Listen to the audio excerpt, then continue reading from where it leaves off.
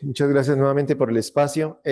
Hoy vamos a revisar en el Club de Revistas un artículo que corresponde a un ensayo clínico, razón por la cual vamos a revisar el tema de los ensayos clínicos el día de hoy.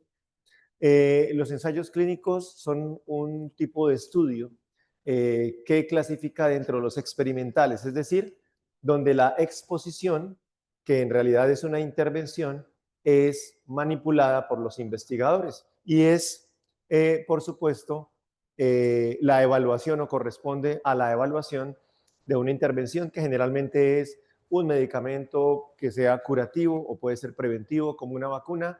Puede ser una técnica diagnóstica, también hay ensayos clínicos donde se aleatorizan pacientes para pruebas diagnósticas, o cualquier intervención de tipo terapéutico, donde pues prácticamente lo que se quiere mirar es que a los intervenidos les va mejor, en el caso de eventos adversos, les va mejor que el tratamiento con el que se compara, o en el caso de eventos buenos o desenlaces buenos, pues les va mejor.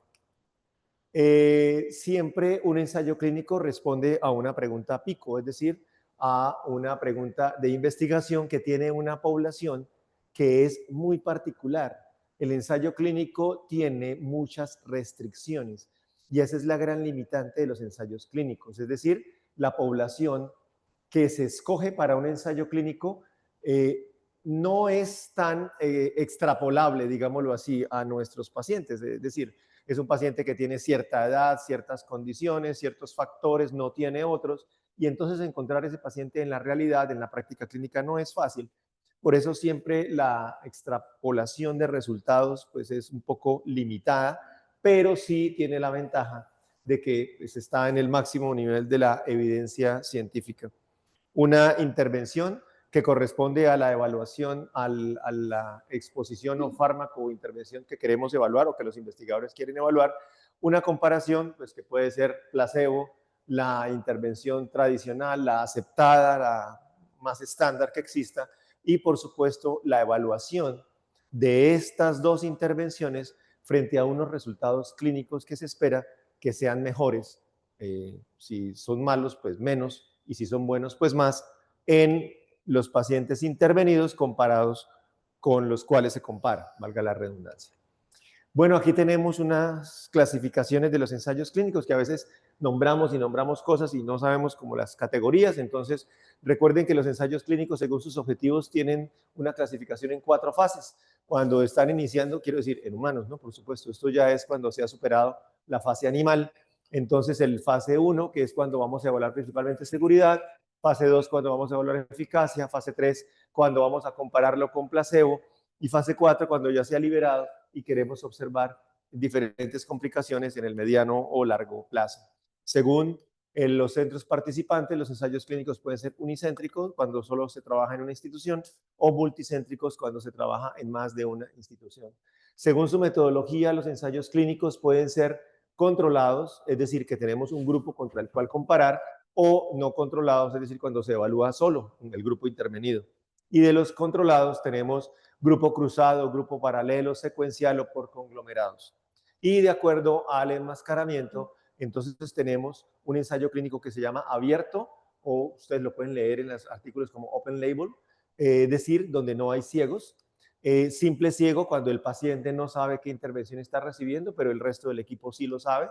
Doble ciego cuando el paciente y el evaluador no saben qué tipo de intervención está recibiendo. Y triple ciego no es tan frecuente, pero ocurre que es cuando el que analiza los datos también es ciego. Entonces simplemente se analizan los datos a través de codificaciones y bueno, se sabe si efectivamente una intervención fue mejor que la otra. Bueno, esto rápidamente, tengo varias diapositivas, pero pues de todas maneras ustedes ya tienen algún conocimiento en esto, entonces recordarles que el ensayo fase 1 es la primera fase de la evaluación de un tratamiento en seres humanos. Vuelvo digo, estas fases son cuando ya se han superado los estudios en animales. Básicamente lo que se busca es evaluar seguridad, también el efecto por supuesto, pero tiene por supuesto una intencionalidad más farmacocinética y farmacodinámica.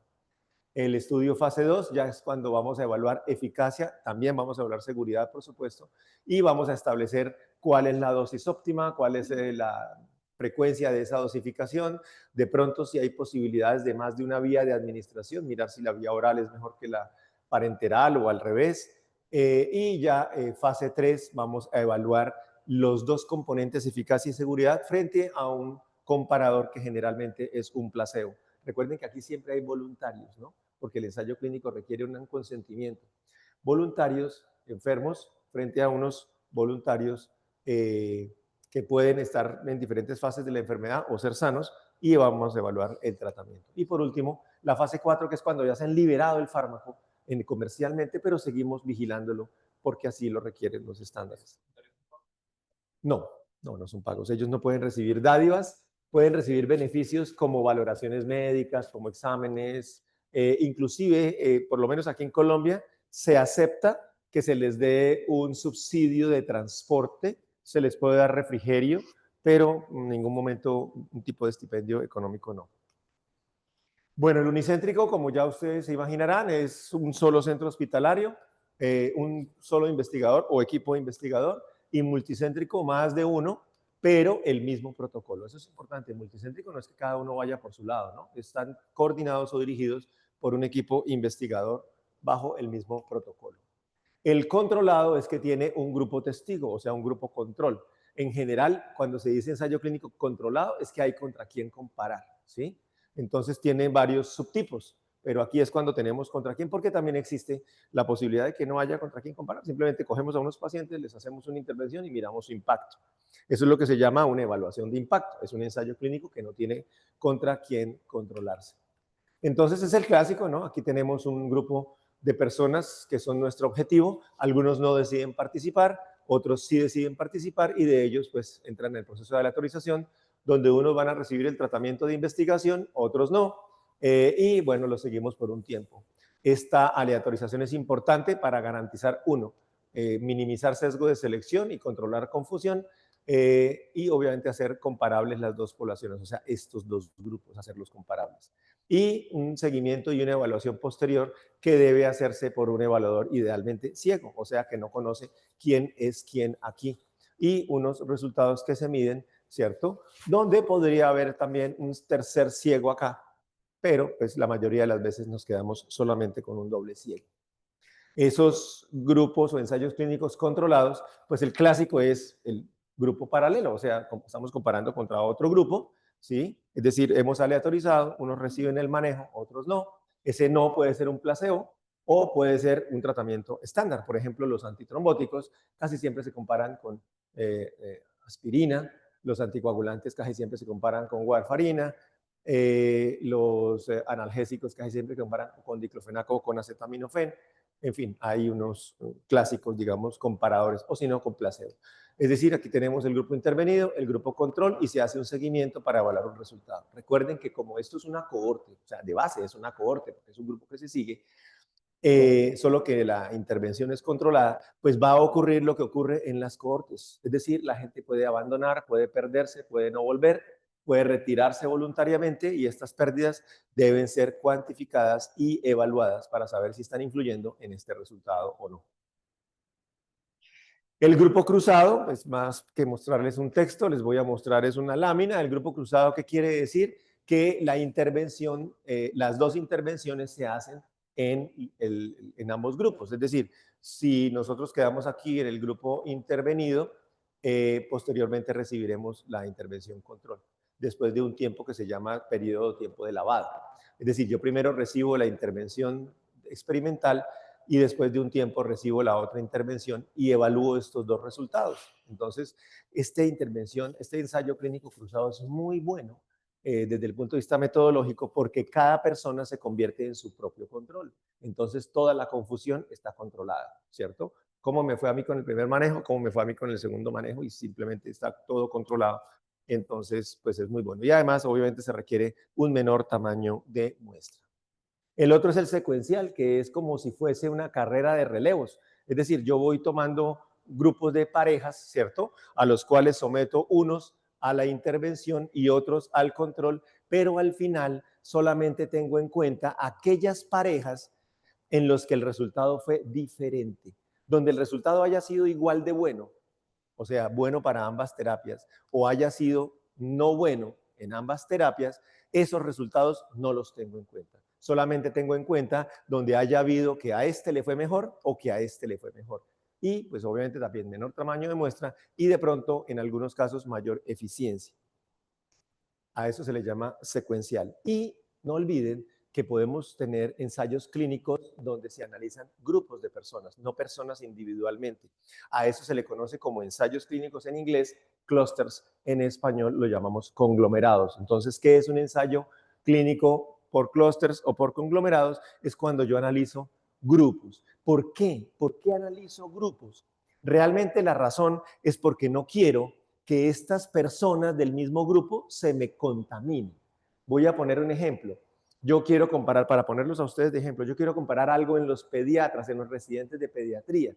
Entonces aquí tengo pediatras de aquí, de la UDES o de la UIS, de pronto puedo meter pediatras de la UNAP, pero tengo los pediatras de Bucaramanga. Y los pediatras de Bucaramanga tienen la posibilidad de que se hablen entre ellos. Y de pronto se me contaminen. ¿Usted qué está recibiendo? No, tal cosa y no sé qué. Entonces yo los aíslo. ¿Cómo? Dándoles la misma intervención. Y cojo a los residentes de pediatría de Bogotá y les hago otra intervención. ¿Y qué garantizo? Que no se me van a contaminar al interior. Eso sucede mucho en las comunidades. Yo puedo coger barrios, ¿cierto? Y hacerles intervenciones, pero le hago intervenciones por conglomerados para que entre las personas, si se llegan a hablar, que eso es muy probable, no se vayan a contaminar porque todos están recibiendo la misma intervención. ¿Y qué evalúo al final? ¿Cómo le fue a una comunidad contra otra? Entonces aquí tenemos una comunidad que recibió A, otra comunidad recibió B, la otra nuevamente A y la otra nuevamente B. O sea, yo no aleatorizo personas, sino aleatorizo grupos de personas. Eso lo van a ver mucho en estudios clínicos chinos. Y bueno, el otro ya, es diferente a los demás, es el que no tiene un grupo comparador y es lo que llamamos un ensayo clínico de evaluación de impacto. Simplemente yo cojo un grupo, le hago una intervención y miro cómo le fue. En cuanto al cegamiento, entonces tenemos el abierto, el que ustedes van a leer ahí en los artículos como open label. Cada vez que lean un open label quiere decir eso, que la gente sabe. Hay ensayos clínicos donde la intervención no se puede ocultar, una cirugía, por ejemplo. A mí me operaron abierto o por laparoscopio. Pues eso es imposible cegarlo, ¿cierto? Entonces, en esos casos o en los casos en que definitivamente no se puede, pues entonces tenemos los ensayos clínicos abiertos. Entonces, donde la gente no está cegada y por supuesto el evaluador tampoco.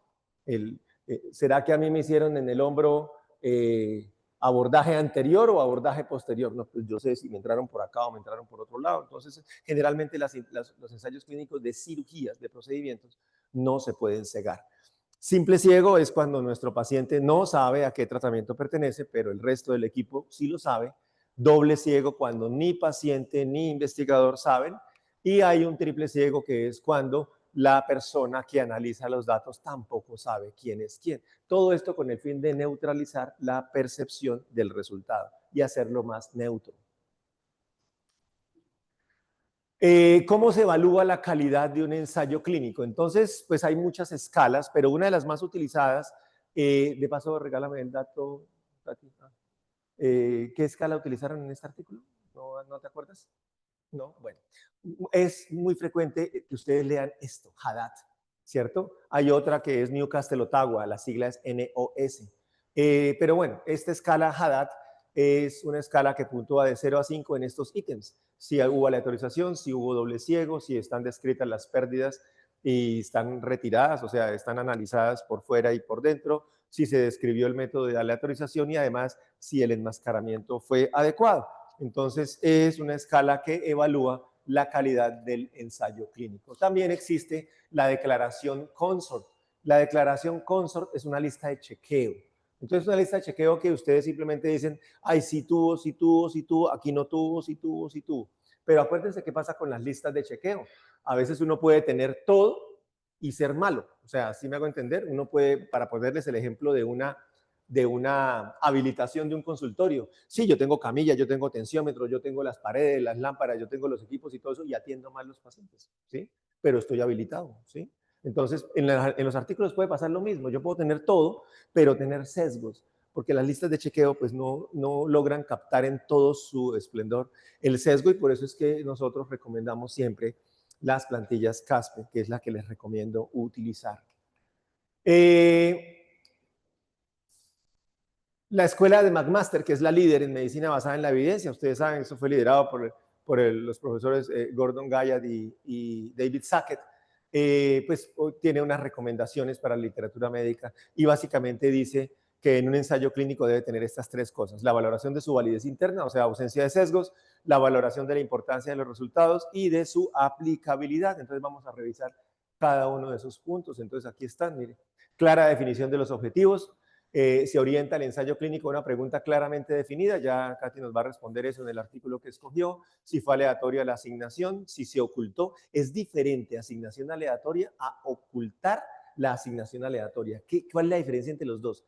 Aquí es que se escogen pacientes a un tratamiento y a otro aleatoriamente, pero la segunda es si el investigador es ciego ante la aleatorización, es decir, porque a veces el evaluador dice, el que viene va a quedar en el grupo intervenido. El que va a llegar, sin saber quién va a llegar, va a quedar en el grupo control. Eso es conocer la secuencia de la aleatorización. Y eso puede sesgar al evaluador. Entonces, además de que la aleatorización sea ciega, ciega para el evaluador, la secuencia de la aleatorización debe ser ciega también para el investigador. Si hubo análisis por intención a tratar, acuérdense que hay pérdidas. Y entonces esas pérdidas hay que tenerlas en cuenta en el análisis. A veces hay pacientes que se pasan para el otro lado, o sea, se contaminan. Entonces eso se analiza aquí en el AIT, o lo que llaman en inglés el ITT, que es análisis por intención a tratar. Si hubo cegamiento, que es ciego hubo, simple, doble o triple, si los grupos eran comparables, o sea, si la aleatorización sirvió. Acuérdense de las famosas tablas 1, donde esas P's deben ser no significativas, que quiere decir que los grupos son semejantes o comparables. Y si recibieron el tratamiento igual en ambos lados, pues, salvo la intervención que se está evaluando. Es decir, si todo lo que se hizo fue igual, el seguimiento, el análisis, todo debió ser igual, salvo, por supuesto, que unos recibieron un tratamiento y otros recibieron otro tratamiento. El segundo aspecto que nos recomienda McMaster es que si son importantes los resultados y cuándo se consideran importantes, dependiendo de la magnitud y de la precisión. La magnitud es el tamaño, o sea, el valor de esa reducción del evento o de ese aumento de la situación buena, disminución de la mortalidad, del riesgo de infección, de lo que sea. Y precisión tiene que ver con, ya se los dije, pero se los vuelvo a repetir, intervalos de confianza. Esa es la precisión, intervalos estrechos, ¿cierto? Entonces, eso es lo que uno debe mirar, los paréntesis. Y, bueno, por supuesto, la significancia estadística también, pero precisión tiene que ver es con intervalos. Y si son aplicables, ¿y qué es aplicables? Que sean reproducibles. Es decir, cuando uno mira un ensayo, cuando ustedes lean un artículo, ¿cierto? Porque tienen un paciente de esas condiciones, ustedes la pregunta que tienen que hacerse es, ¿mi paciente se parece al que escogieron esos investigadores? Si se parece, quiere decir que sí puedo reproducir esos resultados en mi paciente, ¿cierto? Si los autores tuvieron en cuenta todos los resultados clínicamente importantes. Hay algo que se llama en los ensayos clínicos el registro, y ese registro se hace en el clinicaltrials.gov. Los autores deben especificar eso. Este ensayo clínico fue registrado en el Clinical Trials y con este número, ¿cierto? ¿Por qué? Porque es que cuando se registra un ensayo clínico, allá le dicen, ¿y usted qué va a analizar? Entonces, no, yo voy a analizar esto, esto, esto y esto y esto. Y en el artículo tiene que estar eso. ¿Por qué? Eso hace que si a mí no me fue bien en un resultado, yo no puedo ya ocultarlo, ya tengo que mostrarlo, así no me haya ido bien. Eso garantiza esto, que se mostró todo, que no fueron mostrados a conveniencia. Y finalmente, si se hace uno esta pregunta, ¿no? Si la relación entre beneficios y daños y costos merecen aplicar ese conocimiento que yo estoy leyendo. Entonces, ahora que Katy nos exponga el artículo, pues vamos a mirar si eso es aplicable o no es aplicable. ¿Listo? Bueno, aquí esto es lo que ya les expliqué, está aquí desglosado, no quiero demorarme mucho. Si el ensayo clínico tiene claramente definidos los objetivos, las características de los pacientes, la intervención, contra qué se compara, ¿cierto? Frente a qué desenlace, si hubo aleatorización, ¿cierto? Y la aleatorización obviamente garantiza la igualdad en la posibilidad que yo quede en un grupo o en otro. Eso es lo que garantiza. Y además me garantiza la repartición de las características de los pacientes de manera similar. Es una forma también de controlar la confusión, además de la selección. Bueno, si los investigadores, esto es lo que les digo que es diferente, si se ocultó la asignación, es decir, yo no sé el que llegue qué le va a tocar, ¿cierto? Yo no sé. Por eso es mejor tener un centro de aleatorización, ¿sí? Entonces, cuando hay un ensayo clínico, al día mañana ustedes pueden vivir eso. Ay, aquí estamos en un ensayo clínico de tal cosa, que sé que llega un paciente con estas condiciones, por favor, usted llama a este teléfono y allá le dicen qué manejo le debe dar, si el del frasco azul o el del frasco amarillo. Ah, bueno. ¿Y qué es el frasco azul? No sé. ¿Y qué es el amarillo? Tampoco sé. ¿Y ese paciente que va a llegar, a cuál va a llegar? Tampoco sé. A mí me lo dice un call center. Bueno, no me voy a demorar. Sí hubo análisis por intención a tratar, para nosotros AIT, pero en el inglés ITT, ¿cierto? Entonces, ¿qué quiere decir? Que yo analizo todos los pacientes de acuerdo al grupo donde fueron aleatorizados. Independientemente que se hayan perdido, que se hayan cambiado, que se hayan muerto, o lo que sea, yo los analizo todos, ¿listo? Porque el otro análisis que no es conveniente, porque es conveniente para los investigadores, pero que a veces se muestra, se llama análisis por protocolo, que es cuántos terminaron el manejo, cuántos terminaron el seguimiento. Pero esos son los que terminaron. ¿Y por qué ese análisis no es bueno para el lector? Porque acuérdense que quien termina es el juicioso, el que está más sano, al que le fue bien, ¿cierto? En cambio, el que no termina es al que no le fue tan bien, el que no estaba tan bien o el desjuiciado. Entonces, por eso es importante tenerlos en cuenta a todos y no solamente a los que les va bien, ¿cierto? Ese análisis pues debe incluir, por supuesto, estas palabritas que es bueno que ustedes se las vayan aprendiendo y vayan dominando ese inglés técnico. Drop out, que son los abandonos. Withdrawal, que son los que abandonan por ciertas condiciones, son los sacados por los investigadores. Este debe salir, porque es que ya estaba infartado, entonces saquémoslo, ¿sí? Entonces ese no nos sirve porque es un confusor. Entonces a esos se les llaman los withdrawals. Los drop out son los que abandonan. Los lost to follow up son los que se pierden en el seguimiento, ¿cierto? El que abandonó a los 3 meses, a los 6 meses, y resulta que el seguimiento era un año, entonces esos son los perdidos en el tiempo. Y obviamente los que se contaminan. Es decir, acuérdense que el paciente dice, madre, esta vaina que yo estoy tomando me está, voy a poner un ejemplo, me está dando gastritis. Entonces, ¿qué hago? No, no me lo tomo. Ya me empecé a desviar, ¿cierto? Ya me empecé a desviar. O yo estoy viendo que al otro persona que la conozco, porque la conocí por allá en el centro de investigaciones y no tiene lo que yo estoy sintiendo, entonces yo voy a empezar a tomarme lo que él está tomando, ¿sí? Entonces comienzan a contaminarse. Entonces todas esas pérdidas deben tenerse en cuenta y eso es lo que se llama esto, el análisis por intención a tratar. Entonces debe tener el ensayo clínico este famoso flujograma, ese flujograma que nos dice cómo fueron esas pérdidas. Mire que aquí tenemos un número, ¿sí? 100. Aquí quedaron 50 y 50, pero aquí quedaron 48 y 47, aquí terminan 42 y 43, ¿cierto? Y especificando, los autores deben especificar las razones por las cuales fueron esas drop out, esos withdrawal y esos los to follow up, o sea, los excluidos, los que abandonan y los que se pierden en el tiempo. Esas pérdidas, por supuesto, es lo que se conoce como el sesgo de desgaste. ¿Por qué se llama así? Porque el paciente se cansa. El paciente se cansa. Ay, otra vez. Ay, tengo que volver el otro mes. ¿Sí? Se cansa uno estando enfermo. Ay, otra vez exámenes. Ay, otra vez. ¿Sí? Entonces se cansa uno en el día a día normal. Pues cómo no se va a cansar uno que está sometido a un estudio de investigación. Entonces, por eso se llama sesgo de desgaste, que en últimas es un sesgo de, acuérdense, selección. Las pérdidas afectan el sesgo de selección. Pero también hay unos que se sacaron antes de aleatorizarse. ¿Por qué? Porque tenían alguna característica o, en fin, entonces esas no afectan ese resultado. Bueno, posibilidades de análisis. Entonces, primero, excluir el paciente al final del análisis. ¿Por qué? Porque se perdió o porque cualquiera de las pérdidas que les mencioné, o se analiza en el grupo que realmente realizó, o sea, análisis por tratamiento, o se analiza en el grupo que fue autorizado, análisis por intención a tratar. De los tres, el que se prefiere es este, el de análisis por intención a tratar. ¿Listo? Porque acuérdense que los que terminan son los más juiciosos o los más sanos. Y el análisis sin pacientes perdidos, pues es incompleto, no es aconsejable. Esto es lo que ya les he dicho. Los ciegos. Entonces ya les expliqué, simple ciego el paciente, doble ciego con el evaluador, que es lo que más ustedes van a ver. Triple ciego es muy raro. Y como veo yo este quinto punto, la similitud, lo veo en la tabla 1. Acuérdense que lo que vamos a mirar son los datos relativos, o sea, los que están entre paréntesis. Vemos los porcentajes, si son similares o no, quiere decir que la aleatorización fue exitosa. PES no significativa, recuerden. Bueno, esto es lo que ya les mencioné.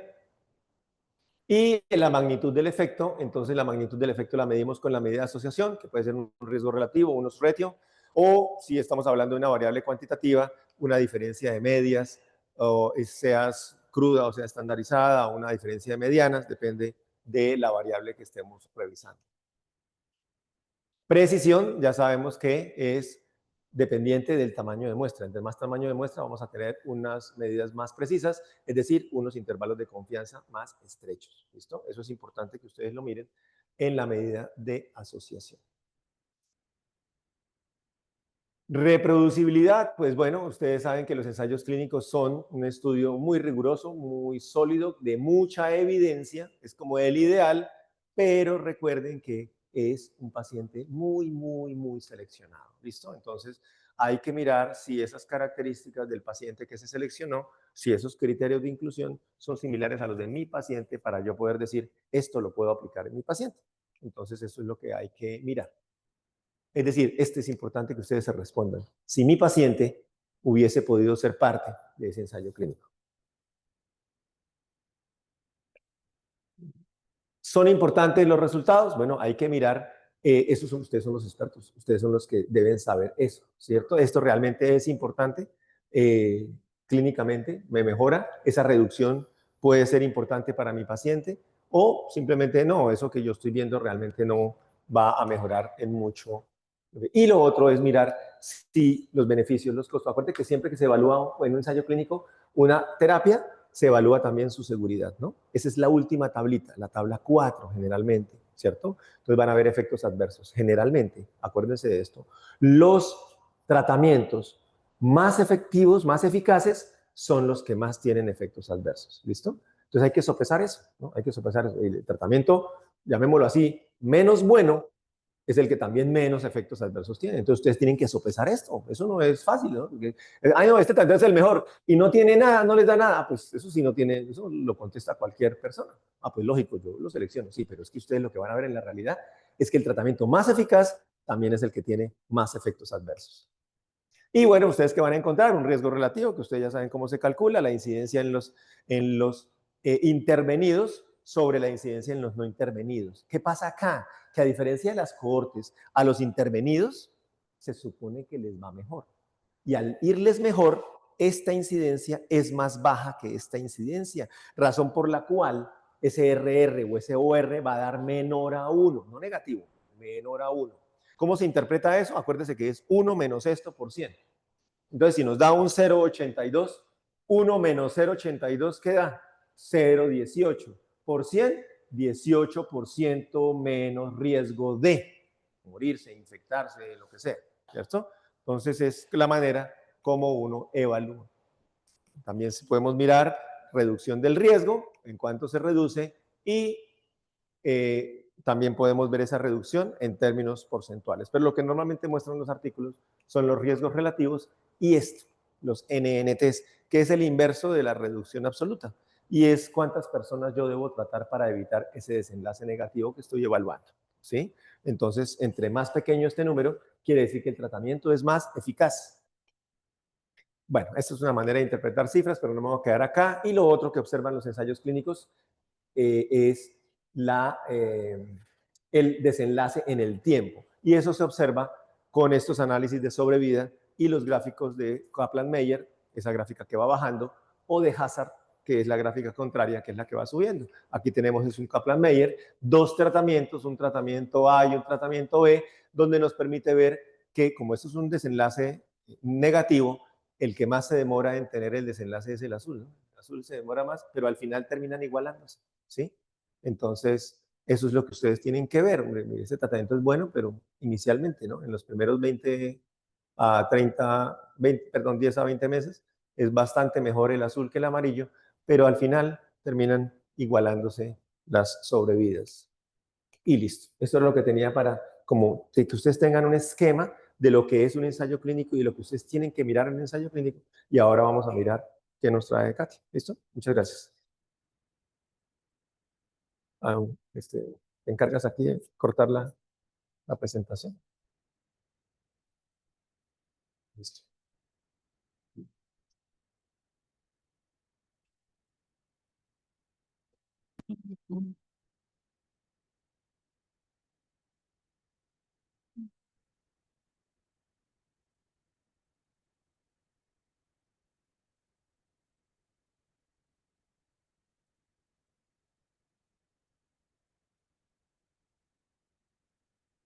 Bueno, entonces, para continuar entonces con la revisión de los ensayos clínicos, pues la idea es como llevarlo a la realidad. Entonces quise traer, aprovechando pues el tema que revisamos hace 8 días sobre, pues evaluando cuál era la efectividad que tenía el nirsevimab para la prevención del virus incital respiratorio en niños pretérminos y pues a términos, pero que sean sanos, es decir, sin ninguna comorbilidad asociada y pues evaluar, digamos, como qué tan eficaz puede ser en este grupo.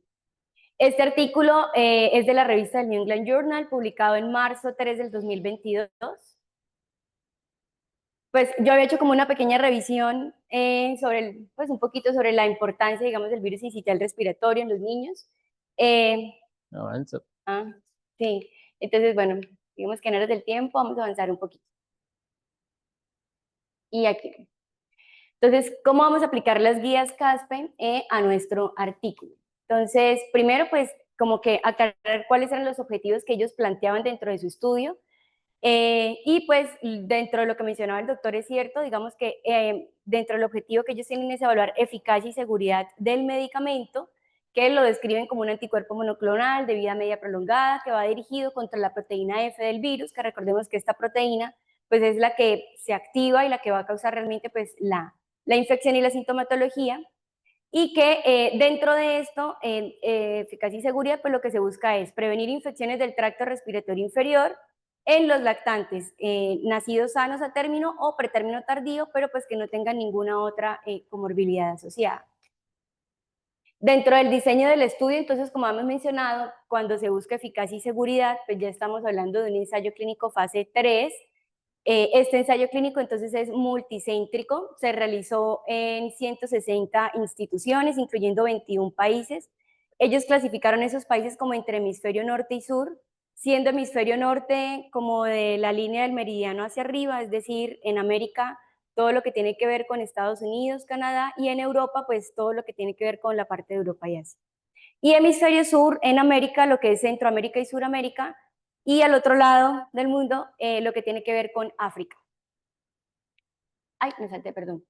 En cuanto a los participantes, ellos habían hecho una propuesta de aproximadamente 3.000 lactantes y recién nacidos, pero pues mencionaban que por cuestiones de pandemia solo pudieron recoger más o menos 1.500, 1.490 lactantes, mayores de 35 semanas de gestación, menores de 1 año, sanos y sin indicaciones de palivizumab para ese momento. ¿Cuál fue la intervención que se propuso realizar? Administrar una dosis intramuscular única del nirsevimab a 50 miligramos, si era menor de 5 kilos, o 100 miligramos si era mayor de 5 kilos, versus un placebo antes de las temporadas del virus incital respiratorio, que recordemos que hay 2 picos al año y que hay 2 tipos de... ¿Qué? ¿Qué cuáles son los virus? Ah,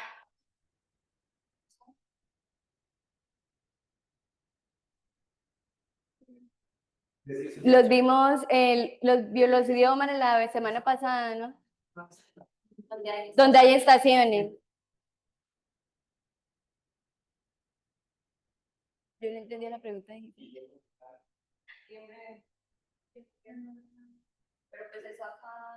Aquí lo tenemos todo el año porque, sí. Listo.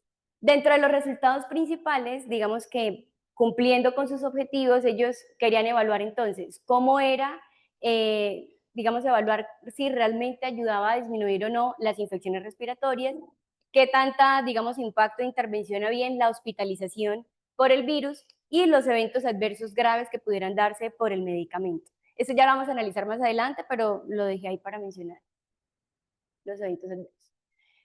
Entonces, como nos mencionaba el doctor, cuando uno va a evaluar un ensayo clínico, está dividido en 3 secciones. Una sección A, que mencionan que es la más importante y es la que nos va a hacer como esa parada en sí, no, el artículo que estamos revisando realmente es válido y vale la pena, digamos, terminar de revisar los resultados, o si por el contrario debo hacer ya una parada y reevaluar. Si no pasa la sección A, pues no debo, digamos, terminar de revisarlo porque ya sé que no van a ser válidos los resultados o por lo menos no van a ser aplicables.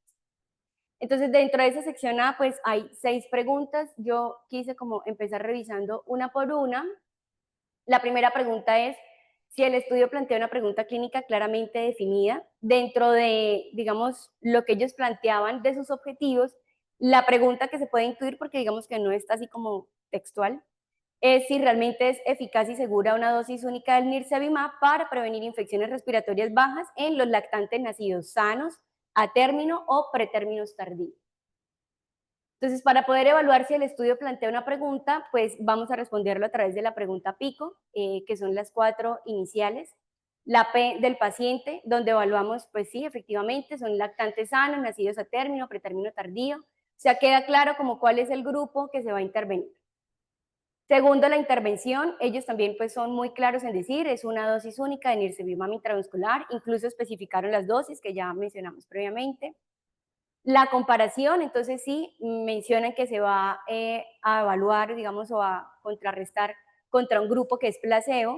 Y en cuanto a los resultados, pues como había mencionado, lo que se busca es evaluar si realmente hay prevención en la infección y, digamos, qué tanto impacto hay en la hospitalización de los niños que son tratados con este medicamento. Entonces, yo acá lo respondí como, perdón, yo acá respondí como que sí, realmente el estudio plantea una pregunta que es clara y que define dentro de la pregunta pues cuáles son los objetivos que uno quiere buscar. Dentro de la segunda pregunta de esta sección A está si la asignación de los pacientes fueron aleatorios, que era lo que el doctor nos comentaba de que se aleatorizan ya sea pues manual o ahorita ya sistemático al azar. Entonces, ellos mencionaban que sí, que la proporción que se utilizó era por cada 2 pacientes para el grupo del nirsevimab, un paciente para el placebo. Además de eso, de que la asignación fue centralizada, es decir, que se hizo de manera automatizada, no hubo ninguna persona, sino eso fue sistemático. Y que aparte de eso se aleatorizó tanto por hemisferio como por grupo etario. Entonces, que eso, digamos, facilitaba o disminuía el riesgo de sesgo por selección. Entonces, a la pregunta número 2 también le puse un sí. En la pregunta número 3 se mantuvo oculta la secuencia de asignación. Ellos mencionaban dentro de la metodología que el estudio cumplía con la definición de doble ciego, es decir, ni los pacientes ni las personas tratantes sabían el grupo en el que estaban, solamente lo sabían los analistas, los investigadores. Entonces eso aseguraba pues un ocultamiento en la asignación y también minimizar los sesgos de desempeño y de detección. Entonces, con estas 3 primeras preguntas, como les mencionaba, como cumplieron, digamos, a cabalidad los objetivos, yo puedo decir que el artículo, pues puedo confiar en el efecto que vaya a encontrar, que los datos pues son reales y pues ya vamos a mirar más adelante si realmente esos datos puedo aplicarlos a mi población o no. En la siguiente pregunta, entonces, evaluar si se trataron los grupos de forma similar, tanto en el grupo de intervención como en el grupo control. Entonces, acá en esta tablita, ellos mencionaban cuántos pacientes estuvieron en total para el grupo del nirsevimab y cuántos estuvieron para el placebo. Recordemos que la relación era 2:1, entonces en el nirsevimab tuvo un total de 994 y para el placebo 496 con un total de 1490. Ellos clasificaban las características de los pacientes por edad, por sexo, por peso, por edad gestacional, por la raza y por el hemisferio donde se encontraban. Y digamos que a cada subgrupo calcularon la proporción con respecto al total. Entonces, pues si bien el nirsevimab viene siendo el doble del total del placebo, cuando uno calcula la proporción, independientemente de las variables, pues casi que la proporción viene siendo muy similar en los dos grupos, en todas las variables. Entonces, con eso, pues ellos concluían que realmente ¿cómo sería? La distribución para los dos grupos, pues sí era proporcional en ambos. Entonces, sí, ambos grupos recibieron los mismos cuidados, seguimiento, y que la única diferencia fue pues el grupo donde estaban. La siguiente pregunta es si se analizaron todos los pacientes en los grupos a los que fueron asignados o si quedaron pacientes por fuera. Más adelante traigo una tablita que ya miramos, pero me adelanto, la respuesta es sí, porque todos los lactantes fueron analizados en el grupo en el que se distribuyeron de forma idealizada, que ya vimos que la proporción pues es bastante similar y que eso refuerza la validez interna del estudio, manteniendo un equilibrio tanto por la teorización como evitando sesgos de pérdidas y de exclusiones. Aquí es donde entonces miramos el análisis de todos los pacientes. Y terminamos con la última pregunta y es si fue completo y se logró suficientemente el seguimiento a lo largo del tiempo. Entonces, con esta figura de Kaplan-Meier, ellos hacían como, pues graficaron en el eje de las X el tiempo desde el día 0 hasta el día 150 para la intervención clínica. Y algo muy importante a tener en cuenta es que ellos evaluaron efectos adversos hasta el día 360 del inicio del estudio. Entonces, respondiendo a la pregunta 5 y 6, ellos decían, pues acá abajo mostraban, digamos, los pacientes que iniciaron para cada grupo en el día 0 y cada 30 días cómo iba, digamos, habiendo como las pérdidas, por decirlo así, por las diferentes causas que nos mencionaba el doctor, ya sea porque se retiraban, se excluían. Lo que hace bajar el escalón. Cada vez que un paciente presenta el desenlace que se está evaluando, que es la infección respiratoria, la curva se cae, son las graditas que ustedes ven. Entonces esas graditas hacen que aquí se infectaron, y miren que la ocurrencia del evento con el MIRCE, sí, con el es menor, y por eso termina la curva siendo más arriba. Exacto. ¿Listo? Y ahí se nota la diferencia. Estas curvas ustedes las van a ver muy frecuente, que es una curva montada sobre la otra. Realmente es una lupa, ¿no? Porque si ustedes miran el gráfico original, que es el de abajo, el más grande, pues miren, aquí la línea está muy pegada. Entonces, para observar mejor esa diferencia, ellos lo que hacen es una lupa, ¿cierto? Y cambian la escala para que se vea más la diferencia entre los dos grupos. Algo que visualmente nos muestra que hay una diferencia entre los dos, o sea, que la P es significativa, es que las líneas no se entrecruzan, no hagan trenes. Aquí las vemos plenamente separadas, o sea, nosotros decimos, eso es significativo. Y eso pues se hace con un test que se llama el test de Log-Rank y nos da una P. Ahí los autores la deben mencionar. Estos son los pacientes que van quedando sin el desenlace, o sea, los que no han tenido la infección. Entonces, ¿cómo van disminuyendo? Disminuyen más con el placebo que con el intervenido. Por eso va bajando. Por eso va bajando, claro. Estos son los que quedan libres, o sea, los que no han tenido el evento. Eso es como una rifa, ¿cierto? Si aquí hacemos una rifa y van sacando ustedes el papelito y no se lo ganan, esas personas quedan descartadas. ¿Cuál es el riesgo de los que quieren de ganarse? Aumenta. El riesgo es mayor. Según esto se hospitalizaron más. Sí, aquí pasa lo mismo. Si invirtiéramos esta gráfica, un gráfico de NASA, la curva iba subiendo. Porque a medida que va presentando el desenlace, el riesgo de infectarse de lo que queda es mayor. Bueno, excelente. Entonces, efectivamente, el seguimiento fue a 150 días para la eficacia y a 360 días para seguridad. Mencionaban dentro de ese seguimiento que más del 98% de los pacientes pudo llegar, digamos, al final, por lo menos de la eficacia clínica, a 150 días, y más del 90% completó el otro año adicional para evaluar efectos adversos del medicamento. Entonces, que la pérdida del seguimiento fue muy mínima. Listo. Con esto la sección A pues cumple a cabalidad todas sus preguntas. En la sección B vamos a evaluar entonces los resultados que se obtuvieron del estudio. Entonces hay 3 preguntas importantes. La primera es ¿qué resultados principales se midieron? Como ya lo había mencionado en la gráfica, pues dentro de sus objetivos estaba principalmente evaluar qué tanta incidencia de infección había, qué tanta hospitalización o recaída había en esos niños y qué efectos adversos podía generarse a largo plazo. La segunda pregunta es ¿cuál fue la magnitud del efecto del tratamiento? Entonces quise como clasificarlo según los resultados que ellos daban. Entonces, entre el primer resultado, que era la infección del tracto respiratorio inferior, pues sí mencionaban que había una diferencia entre el 1.2% de incidencia con el nirsevimab versus un 5% de incidencia con el placebo. Eso quiere decir que la eficacia del nirsevimab versus el placebo es de un 74.5%, con un índice de confiabilidad, como dice el doctor, con un rango muy estrecho y con una P que era confiable. Entonces, digamos que con eso pues ya se cumplió ese primer resultado. El segundo resultado, que era la hospitalización, sí se vio también una diferencia del nirsevimab del 0.6% versus el placebo del 1.6%, que nos da una eficacia para el nirsevimab del 62%.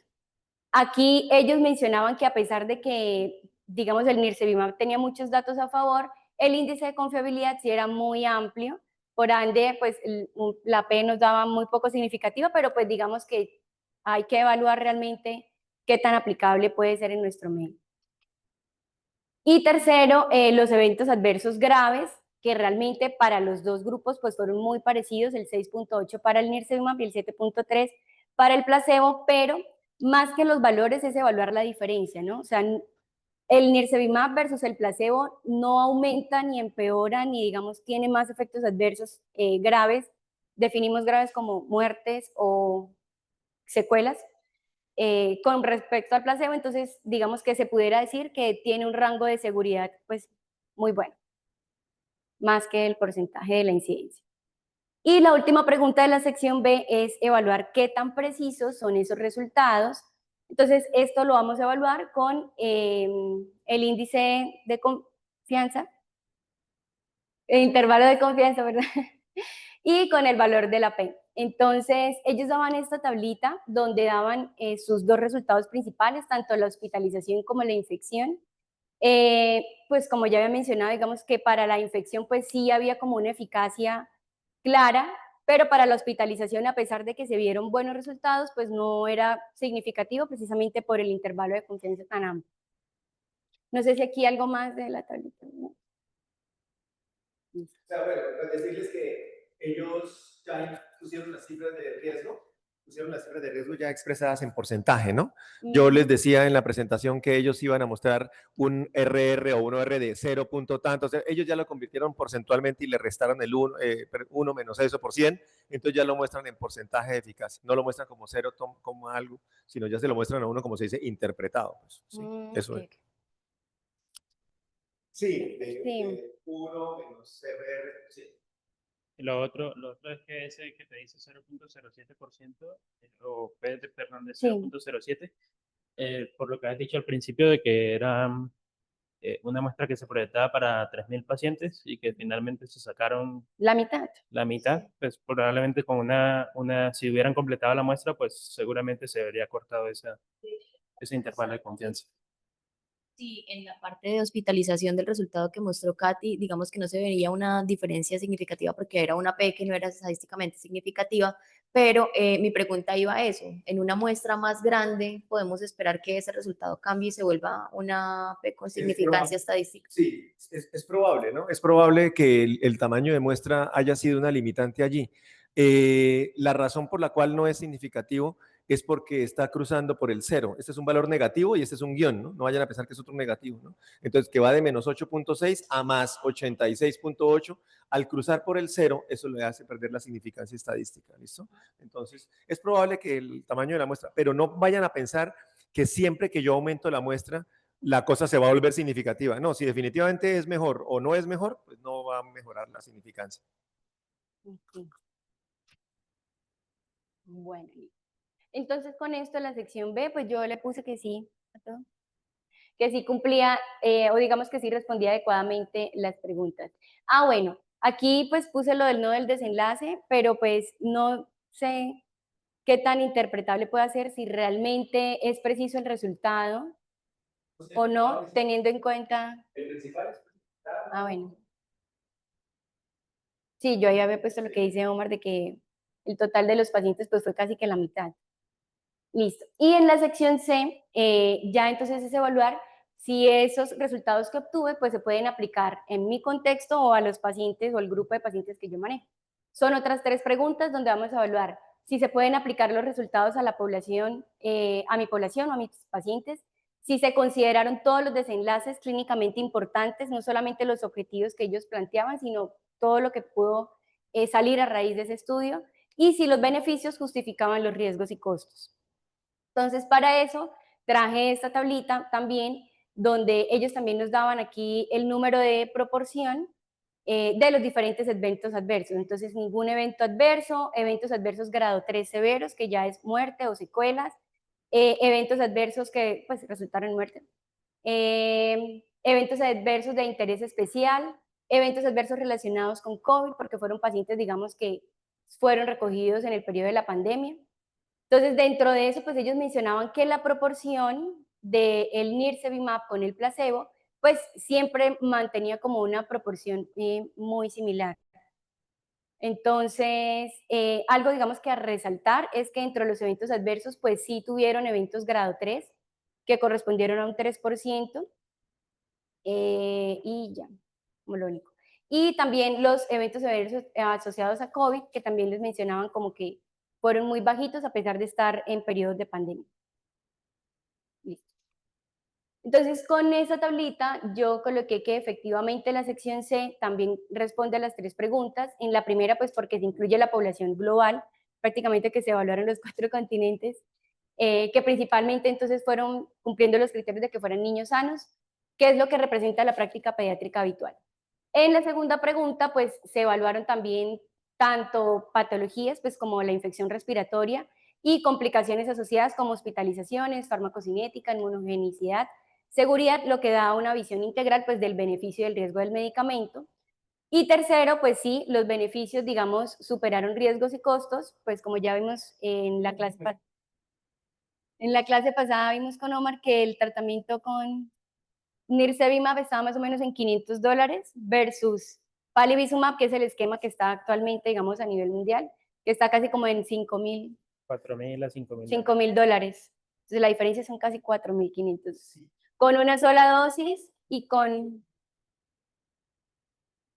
Sí. De nirsevimab una sola dosis. De palivizumab son 5.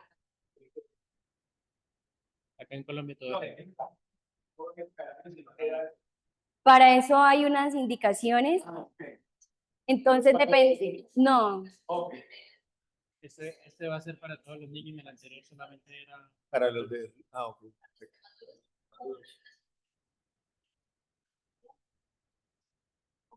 Aquí algo que de pronto no mencionaron, que quería como decirlo, era la parte de los costos, porque en el artículo sí no menciona la parte de los costos ni la comparación. Ya me imagino que tocará después hacer esa comparación entre ambos.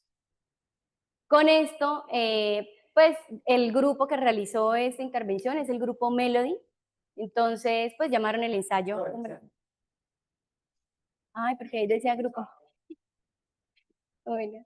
Se puede decir que cumple con los criterios de validez, precisión y aplicabilidad pues, de la guía CAS. Además de eso, de que efectivamente se demuestra que una dosis única del nirsevimab antes de la temporada del virus incital respiratorio sí puede disminuir significativamente tanto la incidencia de las infecciones como las complicaciones asociadas, tanto hospitalizaciones y pues, consecuencias graves. Entonces sí cumple con la validez interna, con la relevancia clínica y con la aplicabilidad externa.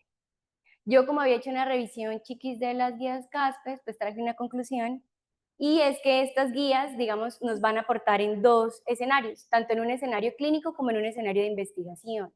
En la parte clínica, pues nos va a permitir diferenciar si realmente la información que estoy verificando es veraz, si puedo guiarme de eso en mi ámbito o no, porque pues uno muchas veces busca y encuentra de todo y para aplicarlo, pues ahí ya vamos a saber.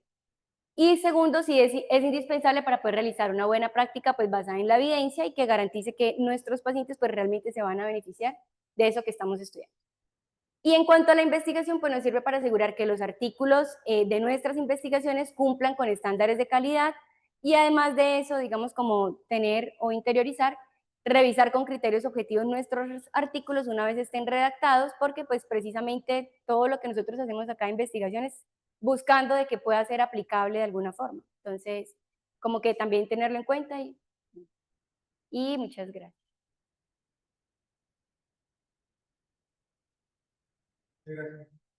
Gracias, doctor. Muchas gracias, hasta luego a nuestros asistentes virtuales.